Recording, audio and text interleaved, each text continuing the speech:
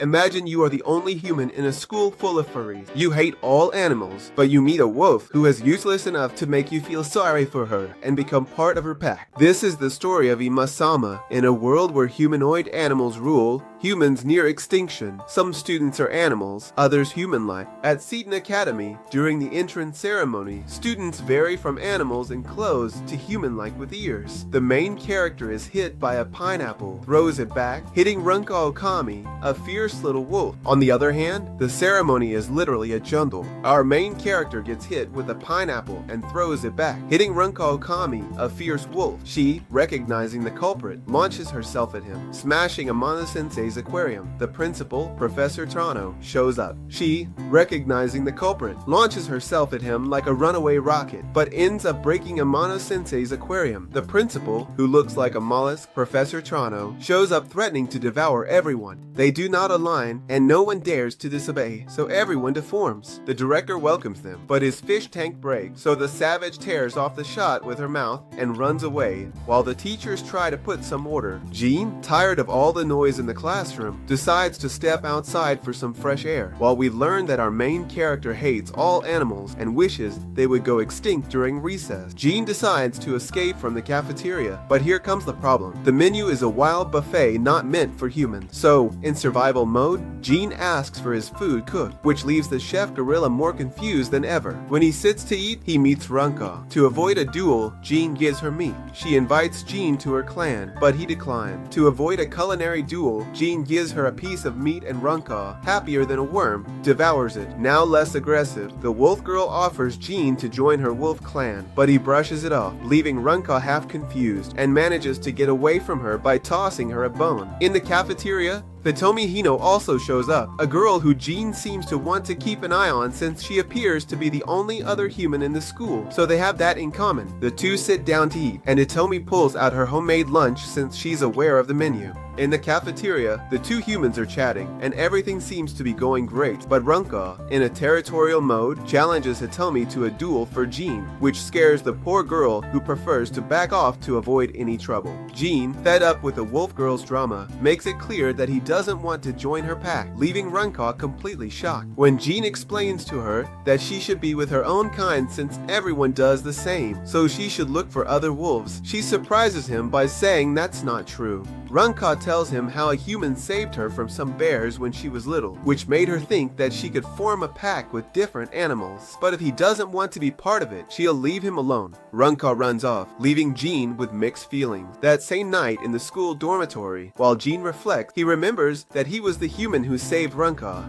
but the trauma of being beaten up by bears made him hate animals ever since. The next day, things don't get any better. Hitomi wants to start a cooking club, and while she's talking to Jean, Ranka comes back with her pack idea, but Jean isn't in the mood for joke. When Ranka tries to join the horse pack, things get ugly. Kuro Mishima, a zebra who identifies as a horse, uses Ranka as a pack mule and tries to discipline her when the young girl can't handle all the weight she's carrying. But Jean comes to the rescue after discovering that Kuro is actually a zebra, and those animals are more closely related to donkeys than to horses. Everyone laughs, and Kuro runs away embarrassed. Later, Jean and Hitomi run into Ranka, who is being attacked by some bears. Jean, in hero mode, faces them with an old pepper spray, but when the bears charge again, Professor Tyrannosaurus Rex shows up to save the day. Jean joins Ranka's pack, making her happy. Hitomi unknowingly joins. Jean, as vice president, tells Ranka she'll leave the pack. In the cooking club, Jean gets a bit serious and tells Ranka she's pack leader, but in the club, Hitomi is president. To join, Ranka must cook something decent. Hitomi wishes her luck. Before Ranka reacts, a new girl surprises everyone, declaring she'll give it her all. They wonder who she is, and she introduces herself as Yukari Komori, a talented koala cook. Hitomi, always with a smile, wishes Ranka good luck, but before she can react, a new girl bursts onto the scene,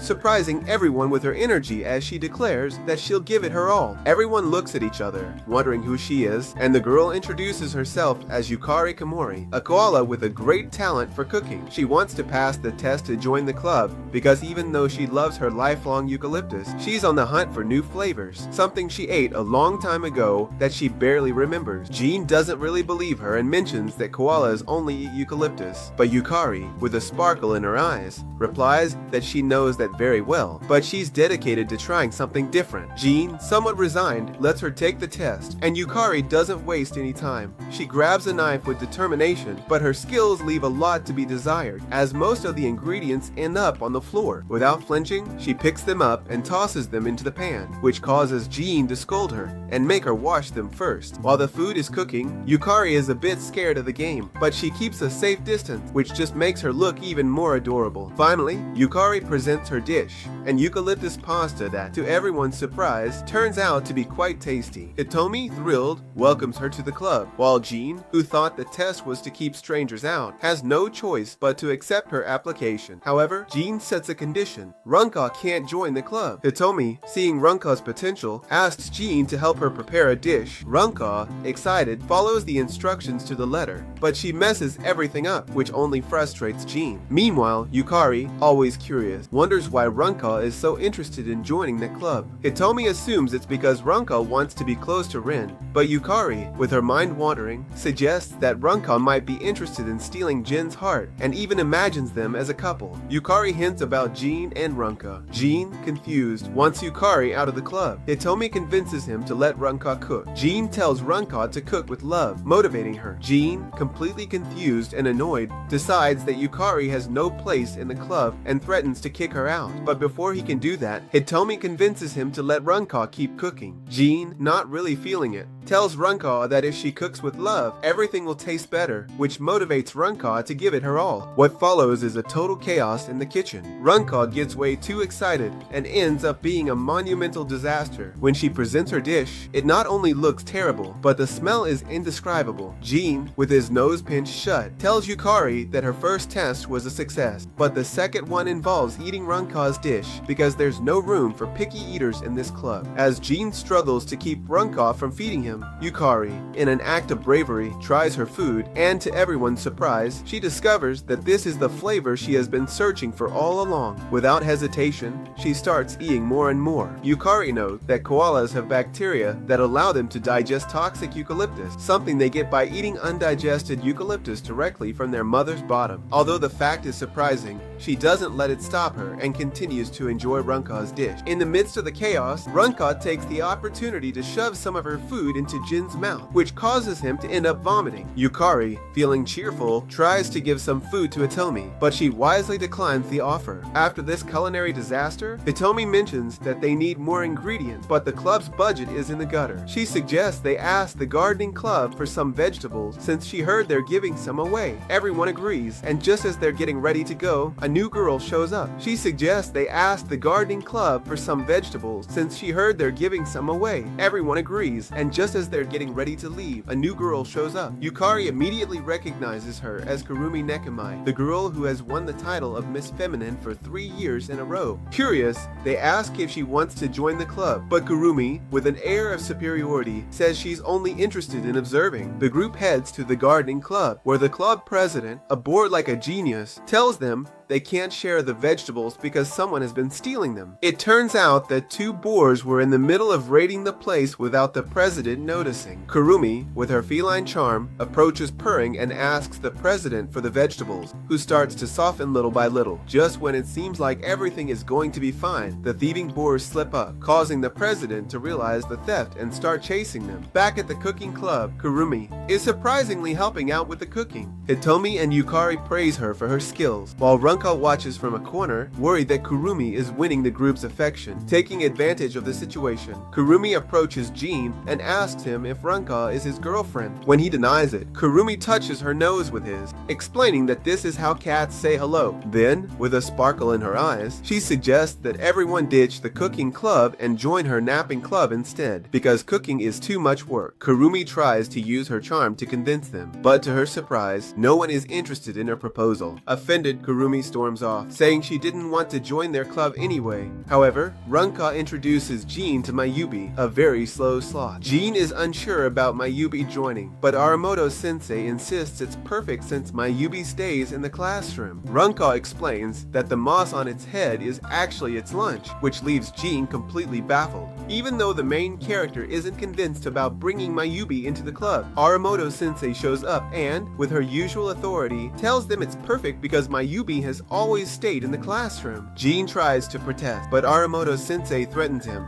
and Jean quickly agrees. As they try to take Miyabi to the club, she overheats and collapses, forcing Jean to carry her to a room. Once there, he discovers that the room is filled with sports equipment, and Ranka explains that she was trying to find the right sport for her. The next day, the club receives boxes full of vegetables, courtesy of the boar from the gardening club. They're making curry to eat, while Kurumi watches them from a tree, seemingly still upset about not getting them to join her napping club. At a meeting with all students, Student Council President Miki Hadano gives a warning that leaves everyone with their mouths open, as unnatural relationships between species are prohibited. However, despite what the other students think, Jim believes it's not such a bad idea. Miki leaves, but as soon as she gets to her office, things take an unexpected turn, as the president takes off her clothes, and to our surprise, Miki is actually a mole rat girl leading an army of male mole rats, who see clothing as completely out of place. In fact, for them, it's embarrassing to be seen dressed by others of their kind. The rats operate in a hierarchy similar to that of bees, with worker rats following the orders of their queen. Miki, a rat documenting the cooking club, shows a video describing all members except Jean and Ranka. The rat director doesn't want to watch Jean and Ranka's footage, but the young one insists, leading to a video of the wolf licking the main character's face. Miki concludes Jean is creating a multi-species harem. Determined to stop it, she sends mole rats to spy on him. Miki, seeing this, comes to a crazy conclusion. Jean is trying to form a multi-species harem. Determined not to let that happen, she sends her army of mole rats to spy on him. Meanwhile, in the cooking club, our main character spends time with Hitomi before the other animals arrive, which is his favorite part of the day. Suddenly,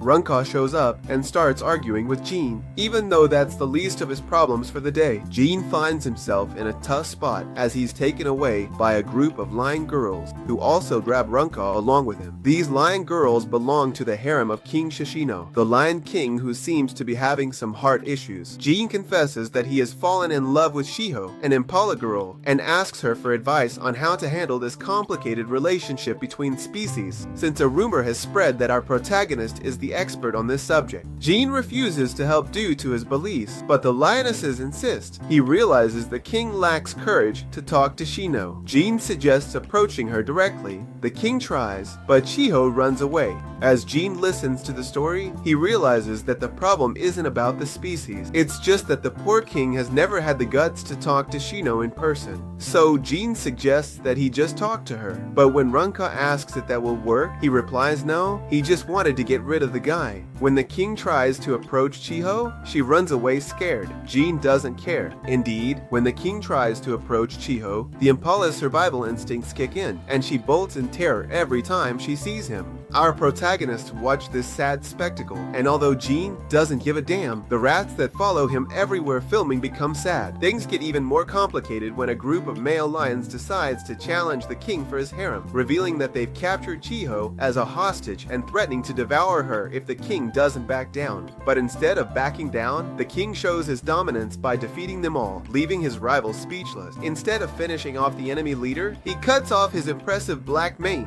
which makes his harem lose interest in him immediately. In the end, the one who manages to confess his feelings to Chiho, even though she rejects him for not being in heat, suggests they be friends until the right moment comes. Seeing this story in the video, Miki is more convinced than ever that Jean is manipulating the students to form interspecies couples, so she decides to confront him once and for all. First, she calls him into her office, but since Jean doesn't pay her the slightest bit of attention, Miki has no choice but to put on some clothes and go look for him. Miki's mole rats run into the cat Kurumi, and in a heroic act, they sacrifice themselves so their queen can make it to the meeting on time. Finally, Miki walks into the club room, and with a sigh of relief, she takes off her clothes and orders Jean to disband the cooking club. However, when it kicks off, in an act of kindness, he saves the mole rats from being devoured by Kurumi. Miki realizes that maybe there's nothing unnatural about being friends with another species. In the end, Miki decides to leave, but makes it clear that she'll be keeping a close eye on Jean. Ranka asks our main character what all this is about, but even Jean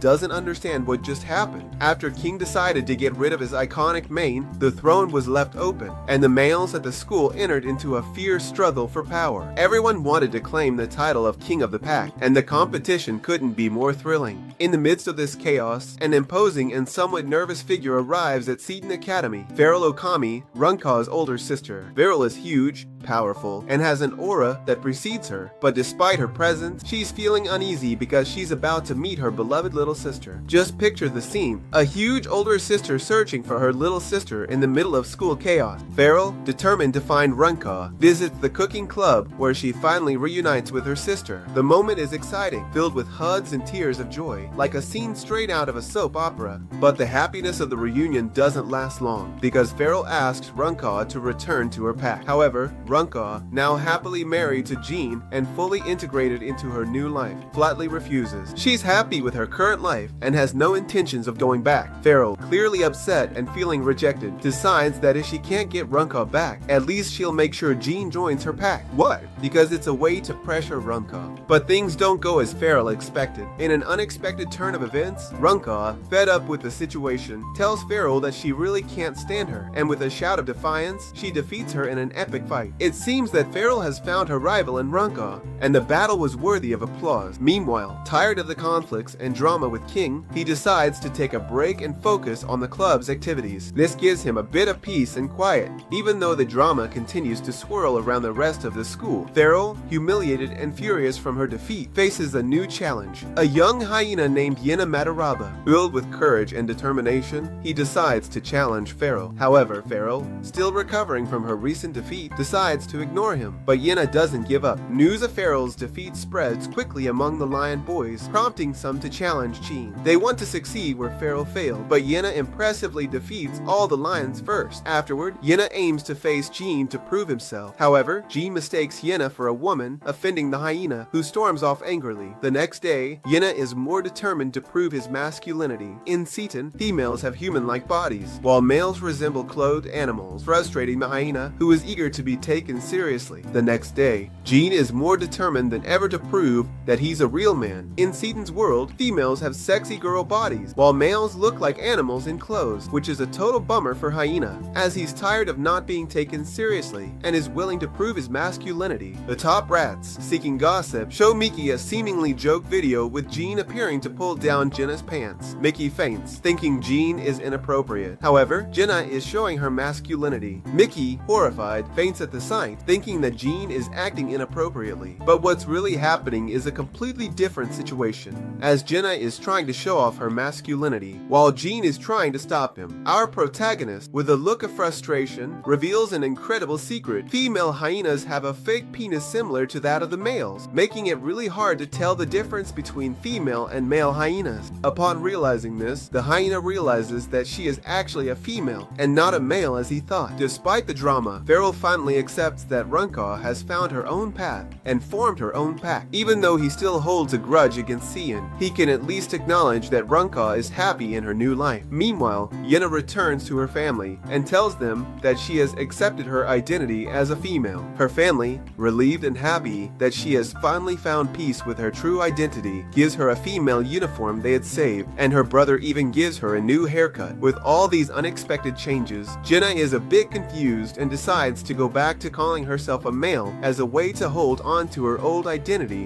while she tries to adapt to her new self. The day of the school championship is just around the corner, and Ranka is determined to get the cooking club to participate, but to her surprise, almost all the club members, except for Mayubi, refuse to compete, so they have to roll up their sleeves to convince everyone to join the challenge. And while they train hard, they also help the top rats build a sports field, which seemed like a good idea, but Mayubi is more of a hassle than a help, fainting all the time and slowing everything down. Even though Mayubi's energy is pretty low, her presence has a surprising effect, as the top rats, instead of feeling demotivated, get inspired by the lazy girl's determination and wish her the best of luck in the school championship, which makes the lazy girl happy. Inspired by Mayubi's dedication, Hitomi and Jean decide to join the competition, even though Jean is sure they're going to lose the kickoff festival. And yet, not everything is easy for the cooking club. Kuroila Zebra challenges the team since Kuro's car group gets their own room. Yukari notes the donkey team lacks members, disqualifying them. Mayubi arrives and runs at normal speed, but Yukari, with an ironic smile, points out that the donkey team doesn't have enough members to compete, so they're disqualified before they even start. But when Mayubi arrives at the field, surprisingly, she can run at normal speed, although Ranka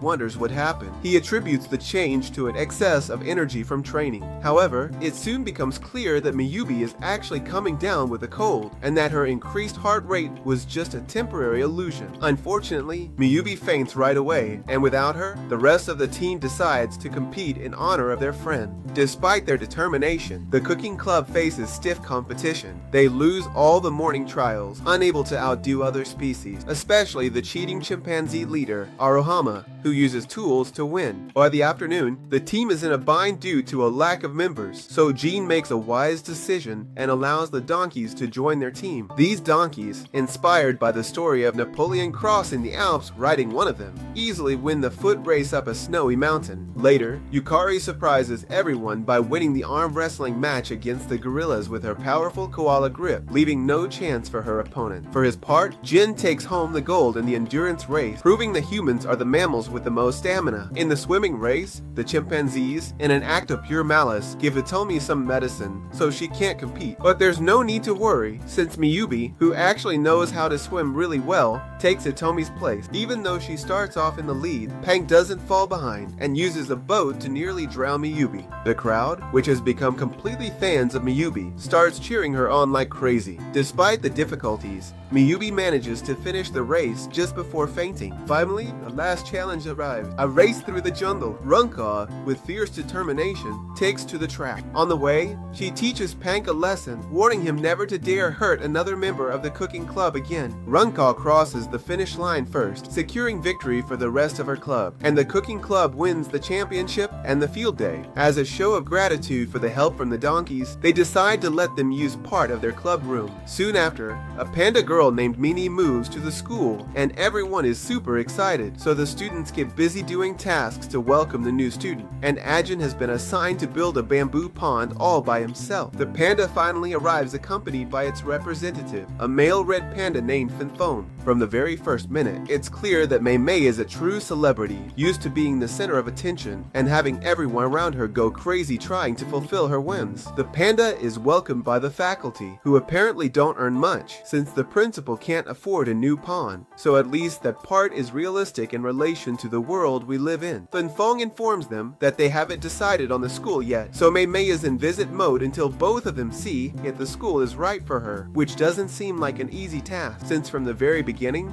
the panda notices that the bamboo they have isn't the kind she eats. Mickey, the student council president, welcomes our star, but the bratty panda orders her to have fun, something Mickey is not used to. Under pressure, she jokes, but the panda's gone, exploring alone. Mimi walks, while King feels down seeing Chiho with another impala. His sadness deepens as Mimi cuts his mane for a wig. Later, as Mimi strolls around the school with an adventurous attitude, King, who is all depressed, can't help but feel a knot in his stomach as he watches Chiho having fun with another impala. King's sadness is palpable, and to make matters worse, Mimi's arrival only seems to worsen his mood, as without asking for permission, the panda cuts off his mane and makes herself a wig to blend in. But let's get back to Mimi.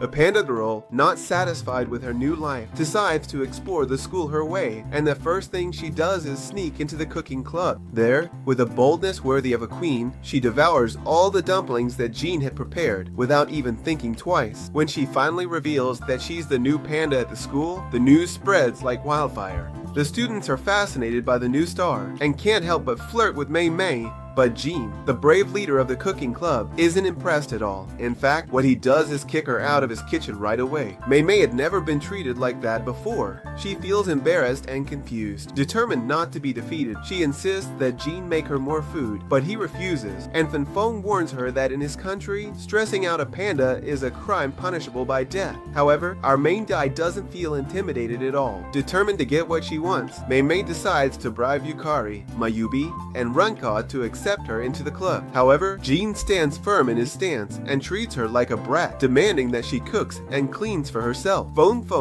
Mei's manager, tries to clean up the mess his protege left behind, but Jean, with a ruthless attitude, tells him that everyone must clean up their own mess. Feng tries to threaten him with harming pandas is illegal, but Jean says they're not in China and rules differ here. Mei secretly enjoys how Jean treats her. It's as if she likes being yelled at. To solve the problem and remove Mei, Jean decides he needs all club members' permission, including Kurumi. It's like deep down she enjoys being yelled at. To solve the problem and find a way to kick Mei out, Jean decides he needs the permission of all the club members, including Kurumi. Kurumi is a cat who, like all cats, has an unpredictable personality and reacts negatively to strangers. To make Kurumi feel comfortable, Jean decides to lock Mini in a cage, and surprisingly, Mini seems to enjoy that too. The next day, the panda wakes up and discovers that a blanket from the mole rats has been left on the floor as a gift. It's a big gesture from Kurumi, and even though the cat remains an enigma, the fact that Mini received the gift indicates that something is changing. The panda is finally accepted into the group, although Kurumi keeps playing cat and mouse, alternating between showing her a lot of affection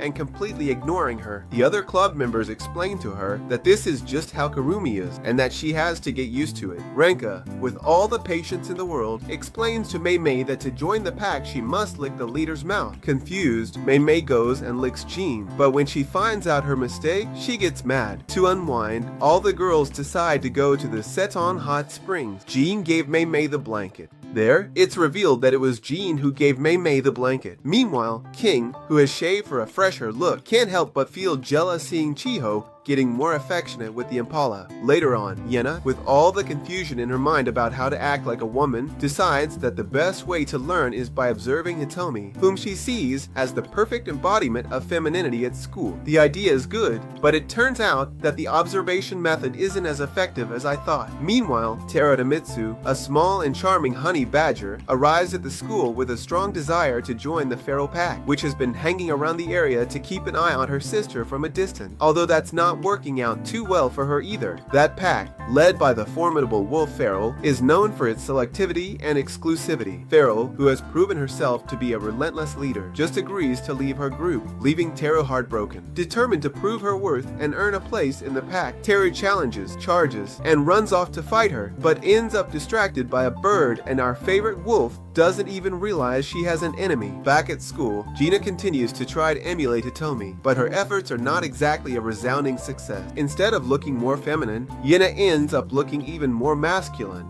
Hitomi, wanting to help, takes her to the cooking club, where Jean, known for his critical attitude and perfectionist spirit, doesn't miss the chance to comment on everything he sees. In an effort to help, Yukari suggests that Hitomi act as Hyena to see if that will help Hyena find her way. However, the idea turns out to be surprisingly stimulating for Hitomi. Meanwhile, Tero returns to the battlefield and demands a showdown with Ranka, but in an act of unexpected bravery, Ranka throws Tero against a wall, demonstrating her strength. Despite the apparent harshness of the blow, Tero seems to be perfectly fine thanks to her honey badger skin, which makes her resistant to injuries. So, in what she lacks in fighting skills, she makes up for in her ability to take punishment without flinching. 2001. One of Pharaoh's wolves tells her to let Ranka attack, but the little badger gets distracted again by a bird and follows it, hoping to find some honey, not realizing that where there's honey, there are usually bears. Eventually, young Hyena learns the tricks of becoming a woman and embraces her femininity, showing her friends what she is capable of, eating bones like a lady. As she's a hyena, she expels waste, not feminine. She wonders if it is worth it. Tired of fitting a role, Hyena embraces her male nature. She defeats the lion's bullying Tero, proving being true to oneself is best. Tired of trying to fit into a role that doesn't suit her, Hyena finally decides to embrace her true male nature. With renewed energy, she defeats the lions that were bullying Tero, proving that being true to oneself is the best way to succeed. On the other hand, Ranka refuses to fight, and Hyena decides to challenge Teru instead. Teru uses his stinky gas, leading to Ranka's defeat. FURR1 hits Teru for hurting Ranka. Teru finds satisfaction in pain and asks to rejoin the pack. FURR1, seeing that her sister is in trouble, hits Teru for hurting Ranka. However, something unexpected happens. Teru, experiencing pain for the first time, discovers a strange satisfaction in the feeling and decides to ask to join the pack again. Beryl, seeing his sister's happiness at having Teru as a member, finally accepts the honey badger, despite the fact that by nature he does not accept anything other than wolves. Hyena feels liberated to identify as male. She tells her dad and brother, who accept the news calmly. She goes back home and tells her dad and brother that from now on, she will identify as a guy again. Her family accepts the news with surprising calmness, as they know what makes her happy. Meanwhile, the drama at school continues.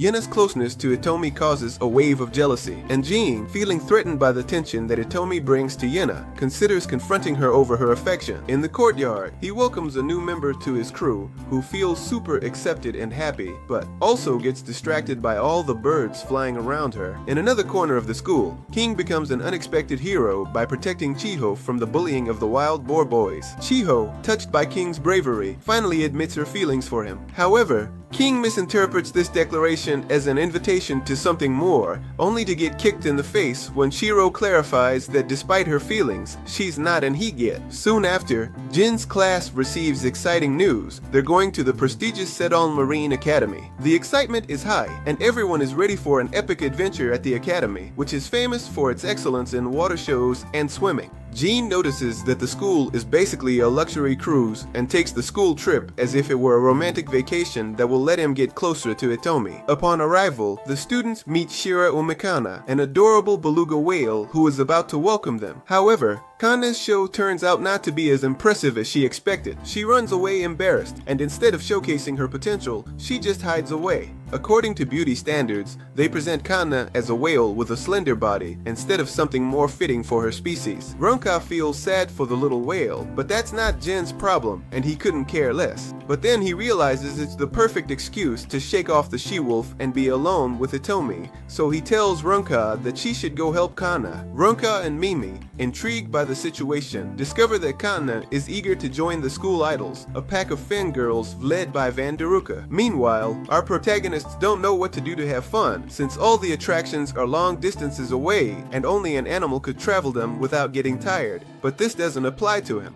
The rest of the girls ask about Ranka, and Itomi tells them that she is helping a stranger, so they all decide to go, and that is how Jin's plan to spend time alone with Itomi ended. At the pool, Ruka, the dolphin leader, rejects Kanna's request to join the swim club. Kanna is frustrated, but Ruka remains firm. Jim, recognizing Kanna's potential, suggests she perform a canto show. Ranka offers help, but Kanna later forgives her. The situation is frustrating for Kanna, but Ruka, with a firm attitude, doesn't budge. Jim, seeing Kanna's potential and wanting to help her, suggests that she put on a canto show since belugas are known for their vocal abilities, so Ranka offers to help, which frustrates our protagonist, but he later forgives her since thanks to that intrusion he can now see Itomi in her swimsuit. However, reality sets in. Kanna turns out to be a terrible singer. The situation puts her back to where she started, leaving everyone feeling a bit discouraged. That night, Jean is approached by Ruka, who reveals an unexpected secret. Due to the dolphin's unusual sleep patterns, Ruka switches between two personalities. At one point, one of his personalities cries and begs Jean to tell Kanna to quit, saying that a show with mixed species would be humiliating for her and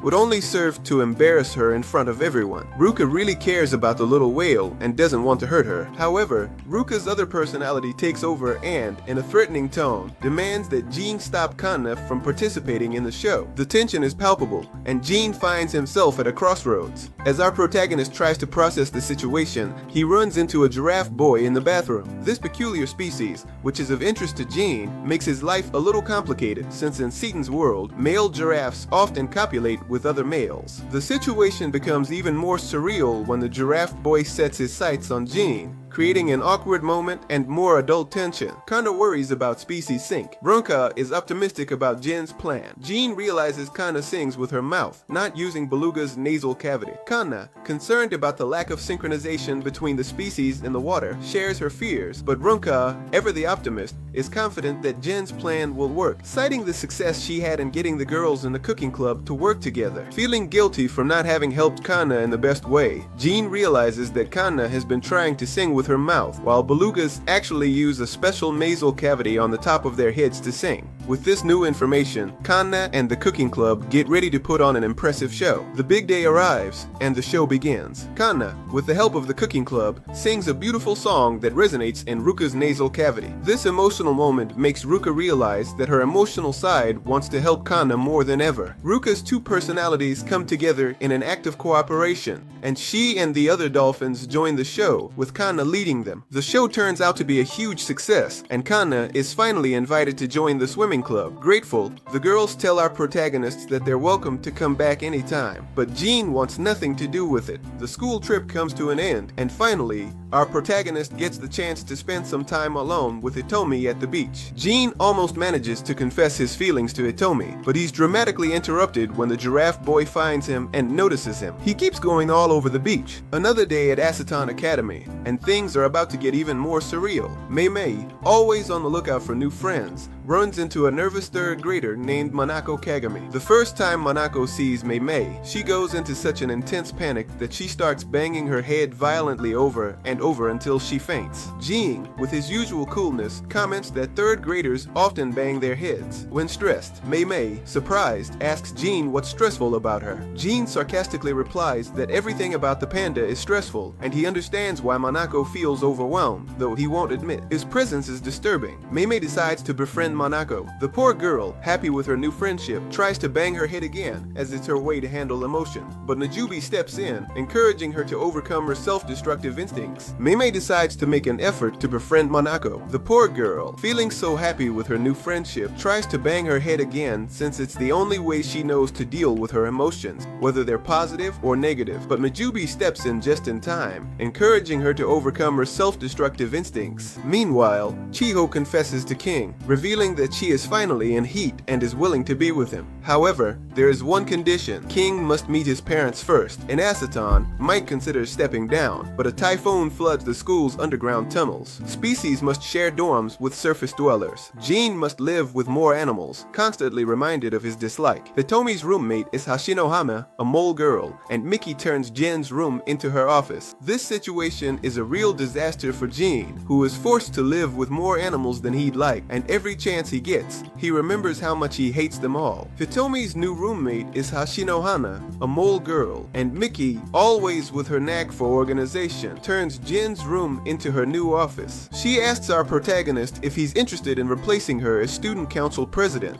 since he could work with various species. Jin starts fantasizing in his mind about using this power to get rid of all the animals and turn the school into a place just for humans, where he and Hitomi can live happily. Unfortunately, Jin doesn't realize he's saying all this out loud, which leads Miki to quickly withdraw her offer. Later on, the situation gets even more chaotic. All the students at the school, affected by the typhoon and the chaos it caused, turn to Miki for help. In her room, she becomes the savior, solving each of the concerns that are brought to her. Jin notices that Miki is working with more species and is also making friends among them. Realizing the truth in those words, Miki is filled with joy, but the situation takes an unexpected turn when, in a burst of excitement, she strips off all her clothes, even her underwear. Just as the cooking club walks into the room, the girls from the cooking club, seeing Miki, decide to join in on this unusual act so that Miki can feel more comfortable, preparing the misunderstanding with her. And after all this, the typhoon finally passes. Later, a new predator girl arrives at Sedong, and as soon as she gets there, she senses the presence of a human in the school. Meanwhile, Chihu's parents, seemingly impressed by King's bravery, decide to trust him, but only if he participates in the famous Impala tournament. The arrival of Anna Netanyahu Acetone marks the beginning of a new series of unexpected events. Anna, a girl with an imposing presence, the cooking club, in an emotional storm, sees a disaster. When Ranka is in heat, driving male dogs crazy, the atmosphere is intensely charged. Anna grabs a spear, hitting dogs to restore order. The situation has gotten so intense that it feels like the very atmosphere is charged with emotion. Without a second thought, Anna grabs a stone spear and starts hitting all the dogs, trying to restore some order amid all the chaos. The cooking club, seeing Anna in action, thinks she's a human, and Hitomi is thrilled to find another person of her kind in a place full of animals. Jean, trying to handle the situation, decides to hide Ranka in his room to prevent her from causing more chaos. But he soon realizes that being in heat not only puts Ranka in a total state of lust, but also makes her pounce on him with way too much intensity. In a desperate attempt to control the situation, our protagonist rejects Ranka, claiming that he hates her, which makes Ranka burst into tears. Later, Anna approaches Jean and reveals that she's interested in him, but our protagonist, misinterpreting her words as a love confession, decides to reject her, which only angers Anna even more. While recovering from the rejection, Hitomi finds Anna passed out from hunger and, with her characteristic generosity, feeds her large amounts of meat. In a heartfelt conversation, Ranka confesses to Anna that she's having problems with her human boyfriend. Anna, with her unique perspective, advises her to break up with him, arguing that humans have been responsible for the extinction of many species. But Ranka, feeling discouraged and confused, decides to confront Jean while San watches, hoping that the confrontation will lead to the dissolution of her pack. When Ranka confronts Jean, he admits that humans are really cruel and deceitful, but reveals that his rejection of her wasn't sincere. This unexpected turn in the conversation changes the dynamic between them, and the relationship between Jean and Ranka starts to show signs of reconciliation. With the cooking club returning to normal, Anna gets even angrier and decides to return to her original school, Darwin Academy, and to her team, the Alliance of Extinct Species. At Darwin Academy, Anna informs her team about her failure in Sedong and assures them that she has what it takes to fulfill her mission, the complete extinction of the human race. Her leader, upon hearing her words, shows satisfaction with her determination and reminds her that the task won't be that easy. Meanwhile, in an unexpected twist, Kim faces off in the Impala tournament, where he has the chance to prove his worth by defeating Chigo's father in the competition. He is impressed by King's skills and considers him worthy of being his son-in-law. However, the joy is short-lived, as King, unaware of the repercussions of his words, mentions his desire to mate with Chiho as soon as possible, which infuriates both Chiho's father and mother, who quickly take him out of the game. The Sedong School Festival kicks off with great enthusiasm, but also with a hefty dose of tension. Anna returned to school, this time with the intention of getting involved in the community, and to everyone's surprise, she helps the cooking club serve food to all the attendees. Hyena is also at the festival, and soon a clash of titans occurs when she and Anna find themselves in the same area. Both feel an attraction to Hitomi, which only fuels the flames of rivalry between them. The festive atmosphere is interrupted when the rest of the team shows up as a fearsome group of supposedly extinct species. She arrives at the festival with her mission to wipe out humanity. The group consists of Bavari and Atlas, the lion boy Yang Yang, the river dolphin girl from China, Washima Komandorsky, the stellar sea cow boy, and Andu Andrew, the Andrew Sarkis boy. Their presence doesn't go unnoticed, and the tension starts to rise. Anna, sensing her teammates' arrival and worried about Hitomi's safety, decides to take matters into her own hands and not let Hitomi out of her sight, intending to take her away to protect her from potential dangers. But Hyena, with a protective instinct, intercepts Anna, and a fierce battle breaks out between them. The rivalry between these two becomes the center of tension as they fight with strength and determination. Meanwhile, Washima, the sea cow boy, gets distracted by the festival games, showing a clear lack of interest in his team's mission. Ando, mistaking Ederu for a human, attacks her mercilessly, only to receive a resounding beating from Feral, who rushes to the defense of his beloved companion Taeyun. Yukari serves Yam Yam food, its rabbit droppings, shocking her. Bavari captures Jean. Even though dolphins don't have a sense of taste, Yang Yang is horrified to find out that the dish she's enjoying is made from rabbit droppings, which knocks her out of the game and leaves everyone bewildered. The chaos continues when Babari, the imposing land boy, captures Jean and is about to finish him off. However, Kim and Chiho come to the rescue, bravely confronting Babari. Babari mocks King's love for Chiho and slaps her, provoking King, who, furious, defeats him after Jean distracts him by pointing out that the drinking lions aren't really extinct. King's triumph not only saves Jean, but also teaches Babari the lesson about the power of perseverance and love. Our protagonists, now focused on their mission, interrogate Babari and discover that Hitomi was in danger. The urgency of the situation drives them to search for her everywhere. Meanwhile, Anna, furious at her companion's resistance, confesses that her true intention is to take revenge on humanity for having led her species to extinction. However, Hyena shows her strength by destroying Anna's spear with her powerful jaw, sending a clear message that revenge isn't the answer. At that moment, Ranka arrives to the rescue, and with her keen sense of smell, she approaches Anna and shows her that she can regret her actions. Her intervention and words of remorse make Anna start to question her own mission and give her a glimmer of hope that she can do the right thing. But the calm is short-lived when an imposing woolly mammoth, identified by Aang as the leader of Team X, appears with giant steps. His presence is intimidating, and his reprimand to Anna for softening up reveals that their mission is still not over. The team gets ready for what promises to be an epic showdown, with Segan's fate hanging in the balance and tensions at an all-time high. When Jean, King, and Shiho finally arrive at the festival area where the battle is in full swing, Jean realizes something surprising. Anna isn't human, but a Neanderthal. The enormous woolly mammoth that had seemed so terrifying was actually just an illusion created by the threatening aura of the real leader of Team X. That leader turns out to be Koromoto Man, a tiny but incredibly strong mammoth girl. Despite her small size, Koromoto shows superhuman strength, taking down King and Hyena easily. Jean spills Chiho's marbles, knowing Koromoto avoids small objects. The blows she delivers are devastating, and both are knocked out immediately, with no chance of recovering quickly. Jean, needing a strategy to neutralize Koromoto, spills Chiho's marbles, knowing elephants avoid small objects. This slows Koromoto, allowing Jean to propose a boxing match with Ranka, who accepts under conditions. Koromoto holds Hitomi hostage, offering her release if she loses, but threatens revenge if she wins. This move manages to temporarily slow down Koromoto, giving Jean a chance to propose a boxing match between Koromoto and Ranka, who accepts the challenge under certain conditions. Koromoto keeps Hitomi as a hostage and offers to release her if she loses the fight, but warns that she will take revenge on Jean and Hitomi if she wins. Feral, with an unbreakable loyalty to his friends, offers to take Ranka's place, but Ranka is determined to face Kuromoto personally. Anna recalls Kuromoto's revenge. Hitomi reassures her of their friendship. Kuro referees the match.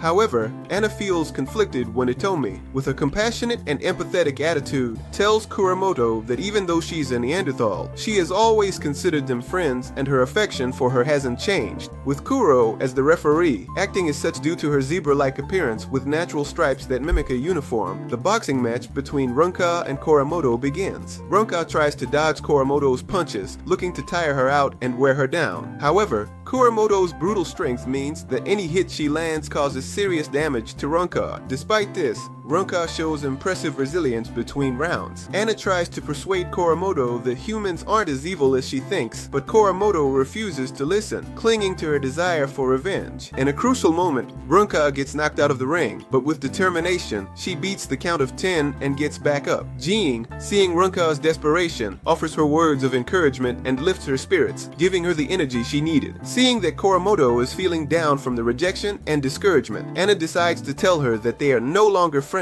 which hits Koromoto hard. Finally, Ranka, filled with renewed energy, knocks out a demoralized Koromoto and wins the match. Meanwhile, Kashima, who had been distracted having fun on the festival rides, remembers his original mission and gets ready to attack. However, he slips on the marbles scattered on the ground and gets knocked out, leaving Team X in a tough spot. With Team X defeated, the tension starts to ease, opening the door to reconciliation. The X team joins the cooking club to prepare a meal together, showing a willingness to put the conflict behind them. Moved by her conversation with Hitomi, Anna starts to reconsider her views. Hitomi shares how at first she also thought she could never fit in with the rest of her friends, but by observing the relationship between Jean and Ranka, she realizes that everyone can be friends, regardless of their differences. Anna, touched by Hitomi's words, starts to feel more hopeful, but her joy is mixed with jealousy when Jenna interrupts their conversation. The moment of calm is short-lived, as the cooking club soon discovers the injured person and receives the alarming news that Zeta Academy is still under attack by the giant insect students. From FURR1 Academy, everyone gets on high alert and prepares to face a new challenge between humans and animals.